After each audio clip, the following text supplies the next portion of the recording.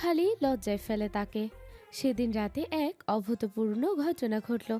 আহসানের রাতে সত্যি সত্যি একটা মাটির ব্যাংক নিয়ে হাজির হলো। এরপর থেকে রোজ তরি আহসান বাড়ি ফিরলেই কচকচে নোটের জন্য তাকে ঘিরে ধরে। এবারে টাকাগুলো দিয়ে একটা সিক্রেট কাজ করবে সে। খুব খুব খুব সিক্রেট জিনিস, কাউকে বলাই যাবে না। রোজকার মতো ব্যস্ততার সময়ে ফোনটা পূর্বের ন্যায় বেজে উঠল। আহসান দ্রুত রিসিভ করে তা কানে তুলল। উচ্চস্বরে হ্যালো বলেও ওপাশ থেকে জবাব এলো না। বিক্ষিপ্ত কণ্ঠে অতঃপর সে বলল, রোজ রোজ কি আপনি ফাজলামো করছেন আমার সঙ্গে? যদি কথা বলার মতো ভাষা না থাকে তাহলে দয়া করে কাউকে ফোন দিয়ে অযথা বিরক্ত করবেন না। সবাই আপনার মতো অকাজ নিয়ে বসে থাকে না। এতদিন পর অপর প্রান্তের ব্যক্তিটির নীরবতা ভাঙল। অতি সুধাময়ী নেশালো নারী কণ্ঠটি বলল, আপনি যা চাচ্ছেন তা অসম্ভব। রোজ বেলা করে একবার আপনার কণ্ঠস্বর শুনতে না পেলে শূন্য মনে হয় সবটা। কি জাদু করেছেন আমায় বলুন তো? এতটা সুদর্শন কেউ কি করে হতে পারে?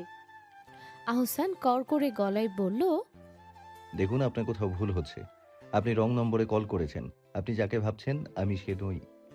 ওপাশ থেকে জবাব এলো, হুম, আপনাকে চিনতে ভুল আমি করতেই পারি না। যাকে নিয়ে সারাটা দিন ভাবি তাকে চিনবো না? এতটা বেখেয়ালি আমি নই। আহসান বিস্মিত হয়ে বলল। আমি কি আপনাকে চিনি? ওপাশ থেকে হাসির আওয়াজ শোনা গেল।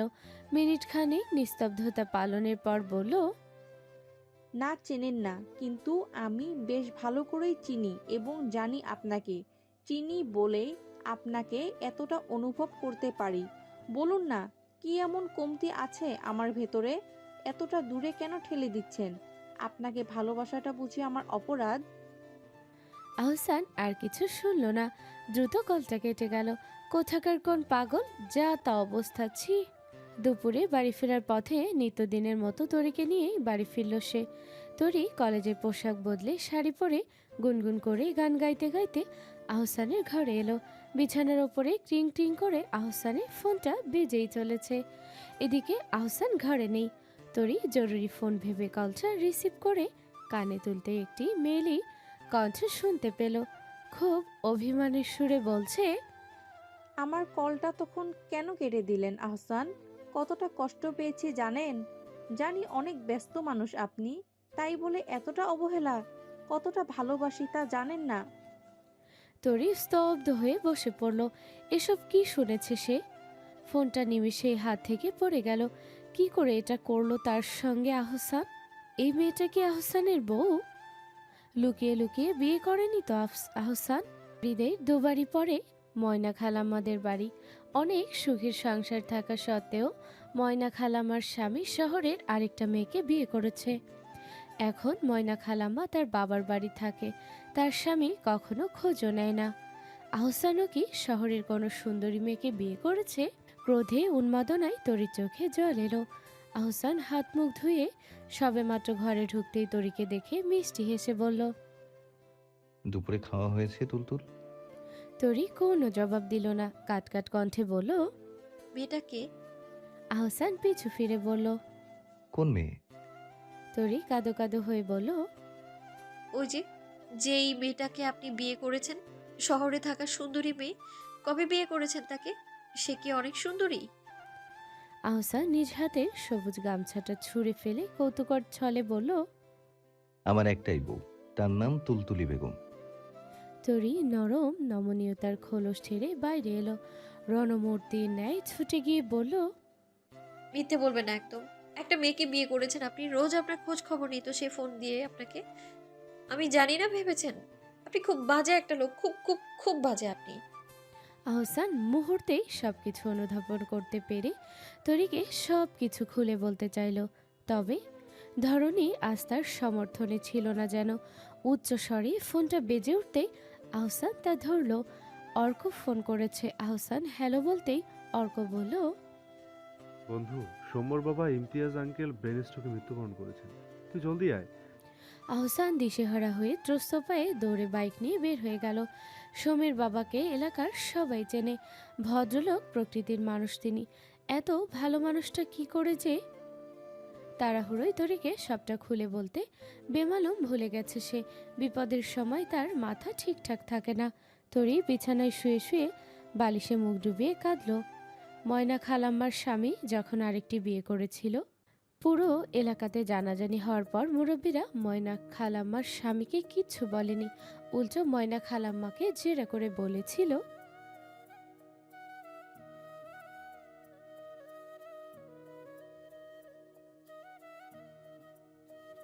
তরি ভয়ে লজ্জায় আর বেশি বেশি কাঁদল।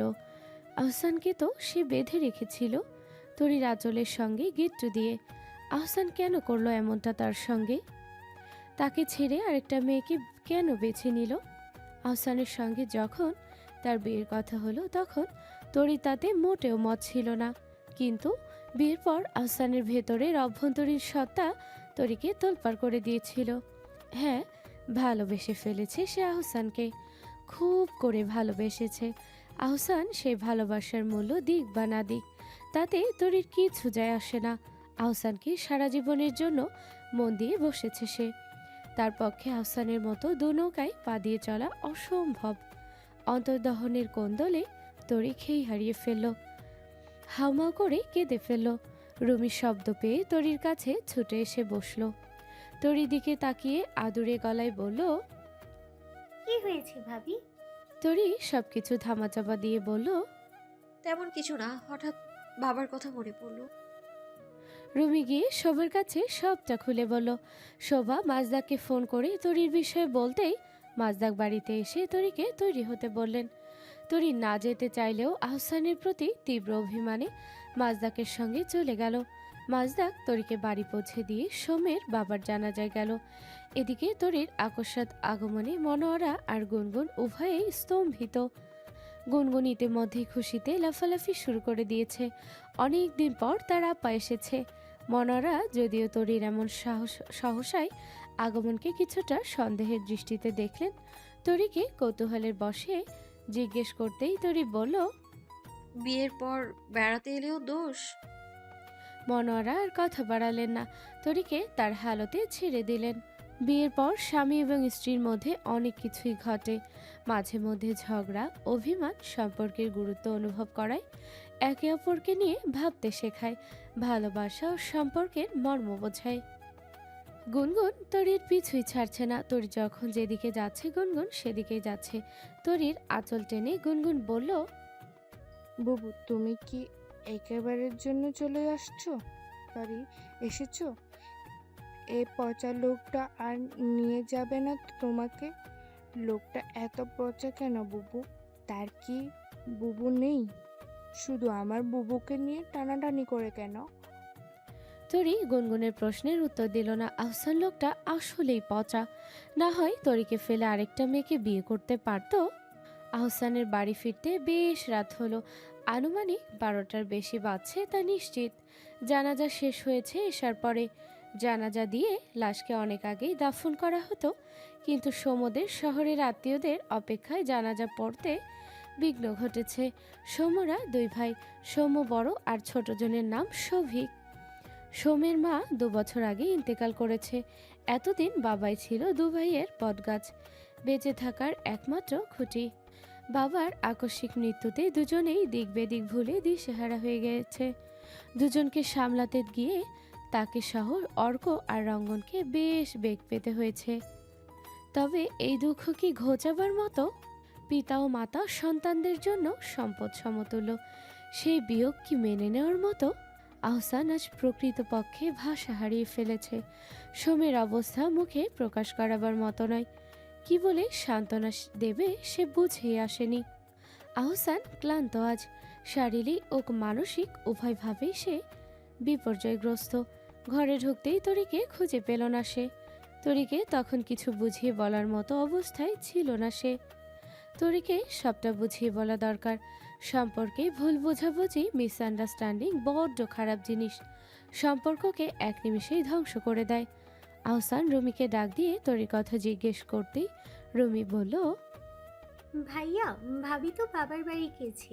ভাবির আজ মন ভালো নেই। হঠাৎ করে বাবার কথা মনে পড়ে খুব করে কেঁদেছে। পরে বাবা গিয়ে ভাবিকে নিয়ে এসেছে। মা বলল ভাবিকে কটা দিন ওখানে থেকে আসতে, মনটা তাহলে হালকা হবে কিছুটা। আহসান আর কিছু বলল না। রুমি খাবারের প্লেট নিয়ে এসে আহসানের ঘরে দিয়ে চলে গেল। আহসানের মনে বিতৃষ্ণা ভর করেছে। তরি যে বাবার মায়ায় বাড়ি ছেড়েছে তা ভুল। তরি বাড়ি ছেড়েছে তীব্র অভিমানে। তরির ওপরে প্রথমে বেশ রাগ হলো তার। ফের মনে হলো অভিমান সেখানেই জন্মায় যেখানে ভালোবাসার উপস্থিতি রয়েছে। আহসানের প্রতি তরির অধিকার বোধ এখন ভালোবাসায় রূপ নিয়েছে। যদি ভালো সে নাই বাসত, তবে অন্য মেয়ের কথা শুনে আহসানের প্রতি এতটা অভিমান অভিযোগ তার থাকতো না। তরির অভিমান ক্রোধ প্রমাণ করে দিচ্ছে তার ভালোবাসা সম্পর্কের প্রতি টানকে। তরি বোকা মেয়ে, মেয়েটার প্রতি যেখানে রাগ হওয়ার কথা সেখানে তার প্রতি ভালোবাসা মায়া উপচে পড়ছে। আহসান আনমনে বলল, তোরই কি সুধা ছড়ালে গো। আহসানের তরির চোখ গেল বিছানার ওপরে রাখা বালিশের কোণে। একটা ভাঁজ করা কাগজের ঝলক দেখা যাচ্ছে। আহসান কাগজটা বালিশের কোণ থেকে টেনে তুলল। তাতে গোটা গোটা অক্ষরে লেখা, প্রিয় বাজে লোক আহসান, আপনার সঙ্গে বিয়ে ঠিক হওয়ার পর আমি বিয়েতে রাজি ছিলাম না। আপনি আমার চেয়ে বয়সে অনেক বড়, কিন্তু বিয়ে হওয়ার পর সব কিছু কেমন যেন পাল্টে গেল। আমার আপনাকে খুব ভালো লাগে। আমি ভালোবেসে ফেলেছি আপনাকে। আপনাকে ছেড়ে যাওয়ার কথা ভাবলেও কষ্ট হয় আমার। আপনাকে কারোর সঙ্গেই সহ্য হয় না আমার একদমই। চুল ধরে টেনে কুটি কুটি করে দিতে ইচ্ছে হয় আমার। আপনি আমাকে ভালোবাসেন না সেটা জানি আমি, না হলে আমায় ছেড়ে আরেকটা মেয়েকে বিয়ে করতে পারতেন আপনি। মেয়েটা খুব সুন্দর সেটা জানি। আপনি সুন্দর, তাই আপনার সাথে সুন্দরকেই মানায়। চলে যাচ্ছি আমি। আপনি চাইলে ওই মেয়েটাকে নিয়ে সংসার করতে পারেন, কিন্তু কখনো তাকে আমার সামনে নিয়ে আসবেন না। আমার সঙ্গে আপনার সঙ্গে অন্য কাউকে দেখলে না আমার খুব কষ্ট হয় জানেন। বুকের ভেতর কেমন কেমন যেন হয়। সবকিছু শেষে বলতে চাই, আপনি একটা নিতান্তই বাজে পচা লোক, খুব পচা। আহসান চিঠিটা পড়ে চিঠিতে ছোট্ট করে চুমু খেল। চিঠিতে তরি তার প্রতি তীব্র ঘৃণা প্রকাশ পাচ্ছে। সে পাক, তরির সবকিছু তার। তরির ঘৃণাগুলো একান্ত তার। যে স্থান তরি অর্জন করেছে তা আজ অবধি কেউ পারেনি। তাই বা কম কিসে? মনোয়ারা তরি আর গুনগুনকে একসঙ্গে বসিয়ে ভাত খাইয়ে দিয়েছে রাতে। মনোয়ারা বিছানার অপর প্রান্তে শুয়েছে। গুনগুন আর তরি একসঙ্গে শুয়েছে। গুনগুন মাঝে আর তরির সাইডে। তরির ঘুম আসছে না। এপাশ ওপাশ ফিরে কয়েক দফা ঘুমানোর চেষ্টা করলো, কিন্তু ঘুম এলো না। তরির ছটফট করতে দেখে মনোয়ারা ঘুম থেকে উঠে বসলেন। শান্ত গলায় বললেন, কি হয়েছে সত্যি করে বল। তরি জবাব দিল না। আঁচলে মুখ গুজে ফুপিয়ে কেঁদে উঠল। মনোয়ারা উঠে গিয়ে মেয়ের মাথায় হাত বুলিয়ে দিয়ে বললেন, কি হয়েছে? আহসান কিছু বলেছে? ঝগড়া হয়েছে তার সঙ্গে? তরি তখনও কোনো প্রত্যুত্তর করল না। একেবারে ক্ষীণ শব্দে কাঁদতে লাগলো। মনোয়ারা নমনীয় কণ্ঠে বললেন, জীবনে অনেক পরিস্থিতি আসে, স্বামী এবং স্ত্রীর মাঝে মনোমালিন্য হওয়াটা অস্বাভাবিক কিছু না। জীবনে যদি শীত না আসে তবে বসন্তের গুরুত্ব কি করে বুঝবি? সম্পর্কের মাঝে ভুল বোঝাবুঝি, রাগ ও অভিমান আসবেই। অভিমানের তিক্ততা না বুঝলে ভালোবাসার মিষ্টি স্বাদ কি করে পাবি? সবসময় একটা কথা মাথায় রাখবি, দিনের কাজ দিনে করতে হয়। রাতে ঘুমানোর আগে সারাদিনকার সব মনোমালিন্য ঝগড়ার সমাধান করবি।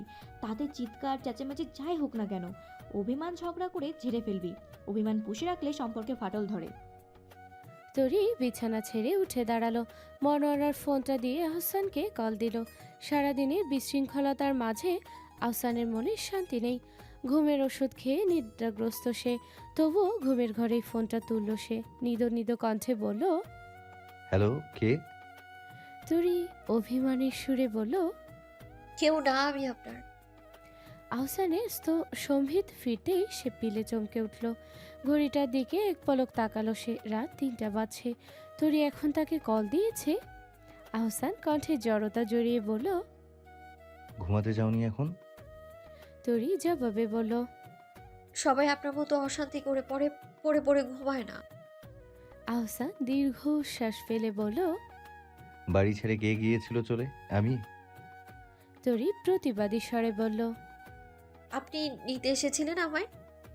আহসান গম্ভীর স্বরে বলল, সৌম্যর বাবা মারা গিয়েছেন। জানাজা সহ সব শেষ করে আস্তে আস্তে রাত হয়ে গেছে। আমার মানসিক অবস্থা সেরকম নেই তোরই। আমি নিতে পারছি না সবটা। সবকিছু স্বাভাবিক থাকলে তুমি অভিমান করে চলে যেতে, আর আমি বুঝি তোমায় যেতে দিতাম। তরি সবকিছু শুনে ফ্যাচ ফ্যাচ করে কেঁদে বলল। আহসান বিস্মিত হলো, তরি কাঁদছে? আহসান কিছু বলার আগেই তরি বলল, আমি এক্ষুনি আপনার কাছে আসতে চাই। আমার আর কিছুই ভালো লাগছে না। আমি আপনার পাশে একই বালিশে ঘুমোতে চাই, আপনাকে জড়িয়ে ধরে। এই অনুরোধের সুর কি আহসান ফেরাতে পারে? ঘুমের ওষুধের প্রভাব তখনও কাটেনি। আহসান এলোমেলো পায়ে বাইকের চাবিটা নিয়ে বের হলো। বাইরে ঝিঝি পোকার তীব্র আওয়াজ। নিঝুম গভীর রাত, গ্রাম্য এলাকা বিধায় কাকপক্ষীও জেগে নেই। আহসান সবকিছু ফেলে তরির পানে ছুটল। ঘুমটুম সবকিছু ফেলে তরি এবার ব্যাগ গুছালো। আহসান তাকে নিতে আসছে, সে এখনই চলে যাবে। মনোয়ারা ঝিমুতে ঝিমুতে মেয়ের কাণ্ড দেখল। দুজনের কথোপকথন তিনি শুনেছেন। ঝামেলা মিটমাট হয়েছে, এই শান্তি তার। রাত 3:30টার দিকে সত্যি সত্যি আহসান এলো। তরি ব্যাগ নিয়ে ছুটলো আহসানের দিকে। আজ তরির মোটেও ভূতের ভয় করছে না। আহসানের বাইকের আলোতে তেনারা পালিয়েছেন। মনোরা দরজার সামনে দাঁড়িয়ে দাঁড়িয়ে তরির চলে যাওয়া দেখলেন। কি ছেলে মানুষ তার মেয়ে! সত্যি করে বলুন তো মেয়েটা কে ছিল? আহসান তরির থুতনিতে হাত রেখে বলল। জানি না। তরি ফের প্রশ্ন করলো। আপনি কি বিয়ে করেছেন তাকে? সত্যি করে বলুন। আহসান বালিশে মাথা রেখে বলল। একজনের মান অভিমান নিয়েই পারছি না, আবার আরেকজন কি যে বলো না তরি। তরি আহসানের বুকে ভর দিয়ে শুধালো। বলুন না কে ছিল মেয়েটা? আহসান চোখ বুজে বলল। আমি জানি না তরি, আমার মনে হচ্ছে রং নম্বর। অন্য কেউ ভেবে আমায় কল দিয়েছে নিশ্চিত। তরি আর কিছু বলল না। আহসানের বুকে মাথা রেখে পাঞ্জাবির বোতাম ঘোরাতে ঘোরাতে কখন যে ঘুমিয়ে পড়ল। সকালে তরিকে বাড়িতে দেখে এক প্রকার হাসাহাসির রোল পড়ে গেল। শোভা আর মধুবিবি তখন থেকে তরিকে দেখে হাসছেন। লজ্জায় তরি আহসানের ঘরে গিয়ে গা ঝাঁকা দিল। আহসান তখন আলমারি খুলে কি যেন খুঁজছে। তরি গিয়ে তাকে বলল। কি খুঁজছেন? বলুন আমায়, আমি দিচ্ছি। আহসান দুষ্টু চাহনি নিক্ষেপ করে বলল। চাই তো অনেক কিছুই। তরি সেসবের মানে বুঝল না। আহসানকে সরল মনে প্রশ্ন করল। কি চান? কি লাগবে আপনার? আমি খুঁজে দেব। আহসান কৌশলে উত্তর দিল। না থাক, বাচ্চা মেয়ে তুমি, এত ভার সামলাতে পারবে না। তরি তেতে উঠে বলল। কে বলেছে আমি বাচ্চা মেয়ে? আমার অনেক শক্তি আছে। মা রোজ আমায় আর গুনগুনকে 1 গ্লাস দুধ আর ডিম সেদ্ধ করে দিত। আমি দাঁত দিয়ে সুপারি ভাঙতে পারি, আমার অনেক শক্তি। আহসান তরির দিকে এগিয়ে এসে বলল। তোমার অনেক শক্তি? তরি জবাবে বলল। হ্যাঁ, আমি অনেক ভার সহ্য করতে পারি। একবার 10 কেজি চালের বস্তা তুলেছিলাম। আহসান ঠোঁট টিপে হেসে বলল। তবে সামলাও। এটুকু বলেই সে তরির কোমর চেপে ধরে তরিকে নিজের কাছে নিয়ে এলো। চুপ করে তরি ঠোঁটে একটা চুমু খেয়ে বের হয়ে গেল। তরি চোখ বড় বড় করে দাঁড়িয়ে রইল। এটা কি হলো? বাজে লোকটা চুমু খেলো তাকে। আজ দুপুরে খেতে এসে আহসান, রুমি কিংবা শোভা কাউকে দেখতে পেল না। আজ তরি বাড়িতেই আছে, তার আজ কলেজ নেই, তাই আহসানও কাজ শেষে একেবারে বাড়িতেই চলে এসেছে। তবে রুমি আর শোভা কোথায়? বাড়ি এত নীরব কেন?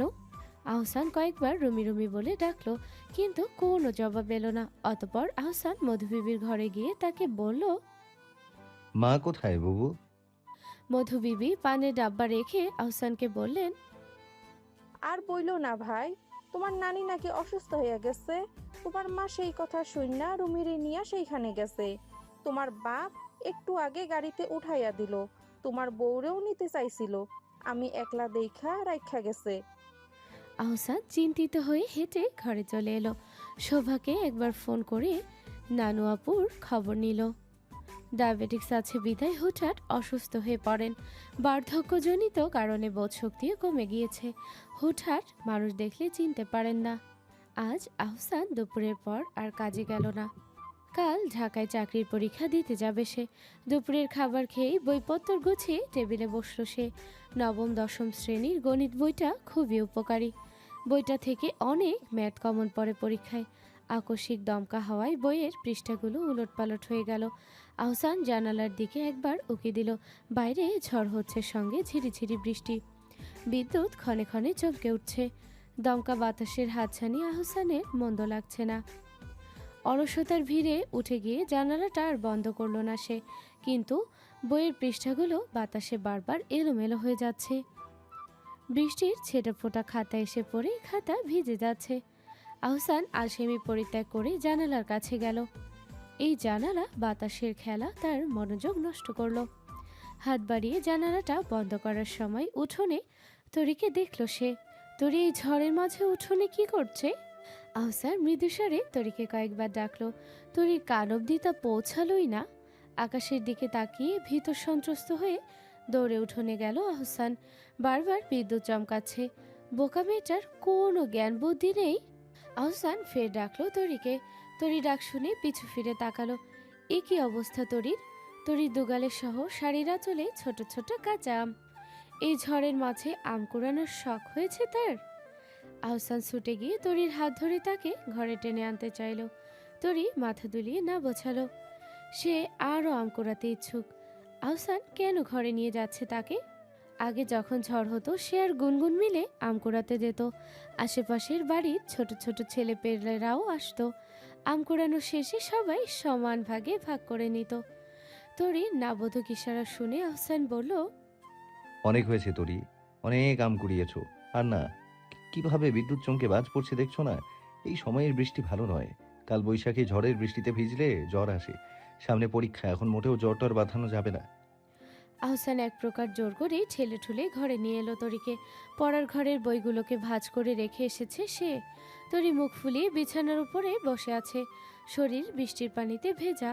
টপ টপ করে পানি গড়িয়ে পড়ছে বিছানার। সেদিকে তার বিন্দু মাত্র মনোযোগ নেই। আহসানের প্রতি সে প্রচণ্ড রেগে আছে। একটু আমি কোড়াতে গিয়েছিল সে, তাই বলে এভাবে টেনে নিয়ে এলো।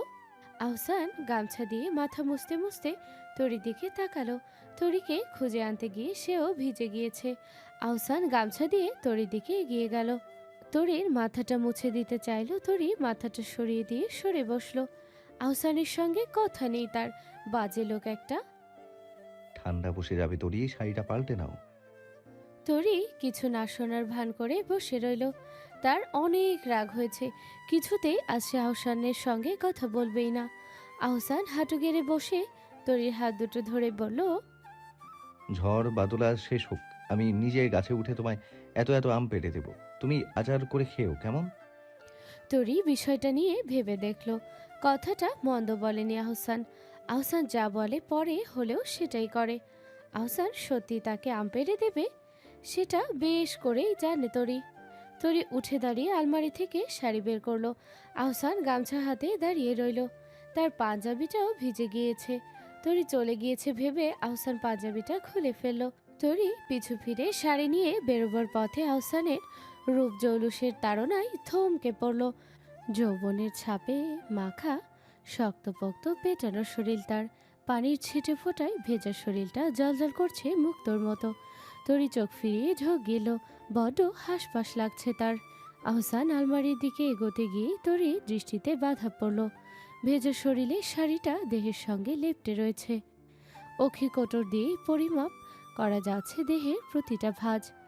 খামখেয়ালিপনায় মেয়েটার উদরের পাশ থেকে শাড়ির আঁচলটা যে কখন সরে গিয়েছে, পৃথিবীর সকল মোহের আজ অবস্থান করেছে তরি।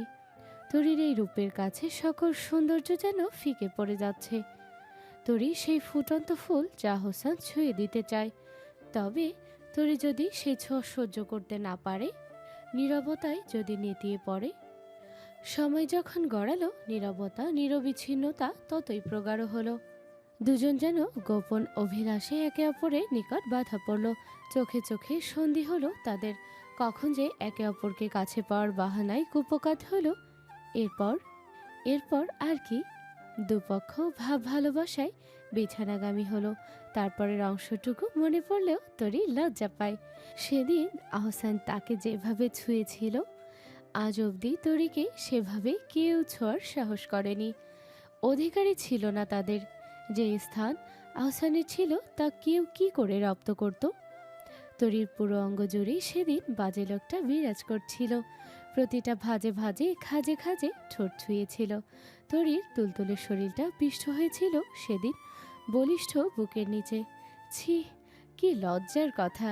লজ্জায় সেদিন সারাদিন তরি আহসানের সামনেই এলো না। কেন এলো না তা তরি কাউকে বলতে পারবে না। সে ভারী লজ্জার কথা। ওসব কথা কাউকে খুলে বলা যায় নাকি? মধুবিবি বার কয়েক ঘুরে ফিরে তরিকে দেখলেন। তরি লজ্জায় গুটিসুটি মেরে মধুবিবির ঘরে আস্থানা জমিয়েছে। সচরাচর দিনে সে আহসানের ঘরেই থাকে। মধুবিবির ঘরে দিনে তেমন একটা আসে না, রাতে শুধু ঘুমোতে চলে আসে। আজ কি হলো কে জানে। মধুবিবি এগিয়ে গিয়ে তরির গলায় হাত রেখে বললেন, এই বউ, গলায় কি হয়েছে তোমার? তরি আমতা আমতা করে বলল, পোকা কামড় দিয়েছে, জানলা খোলা ছিল তো। মধুবিবি মুখে কিছু বললেন না, মনে মনে বেজায় হাসলেন। তার অভিজ্ঞ চোখ এই দাগের মানে ঠিকই জানে। নাতি তার সঠিক পথে পা বাড়িয়েছে। মাথা থেকে শয়তানের ক্যারা বেরিয়ে গিয়েছে। উঠে গিয়ে ফ্রিজ থেকে বরফের চাকা বের করে তরির হাতে দিয়ে বললেন, বরফ লাগাও। বিয়ের প্রথম বছরে এরকম অনেক পোকা কামড়ায়, গালে কামড়ায়, ঘাড়ে কামড়ায়, আরো কত জায়গায় কামড়ায়। এরপর থেকে পোকা যখন কামড়াইতে আসবো, তুমিও পোকার গালে ঘাড়ে জখম কইরা সিল মাইরা দিবা। লজ্জায় যাতে কয়েকদিন ঘর থাইকা কয়েকদিন না বাইর হইতে পারে। তরি লজ্জায় বরফ হাতে বালিশে মুখ গুজে বসে রইল। ধরনী দ্বিধা হও। মধুবিবি তরির পরে আহসানকে শিকার বানালেন।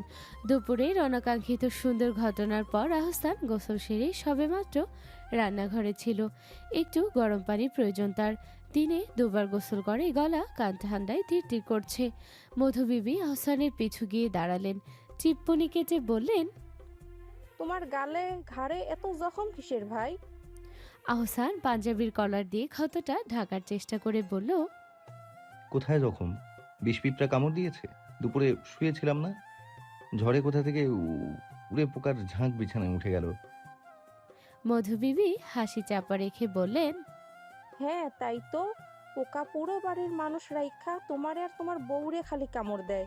আমরা তো মানুষ না, আমাদের দেখে না। আহসান বুঝেও না বোঝার ভান করে চুপ করে রইল। বজ্জাত বুড়ি বুঝলেই তাকে জ্বালিয়ে মারবে।